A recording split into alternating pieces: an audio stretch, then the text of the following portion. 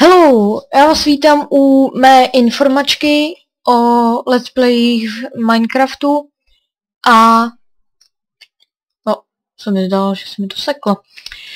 A tuhle informačku točím z toho důvodu, že jsem chtěl oznámit, že teď kdo se koukal na mý let's play, tak nejspíš byl zmatený, že jsem v jednom díle říkal, že jsem si ochotil psa a v tom minulém díle jste neviděl, jak jsem si ho ochotil.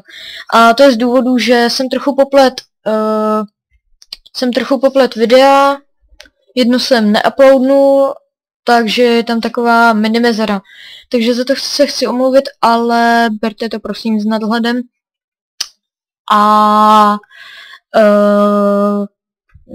normálně se koukejte dál, to byla jenom malá chybička moje, takže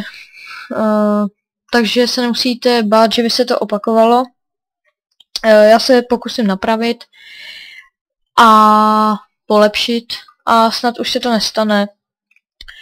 Takže to jsem chtěl jenom říct v této informace a jak vidíte, tak vepředu přede mnou je nápis info a toto uvidíte vždycky, když budu točit informačku, takže si na tento pohled zvykněte. To je asi všechno, co jsem chtěl říct. Možná natočím další vlog, ale zatím asi ne. Až 10 odběratelů. Jo, co jsem chtěl říct, že už mám 3 odběratele, což je úspěch.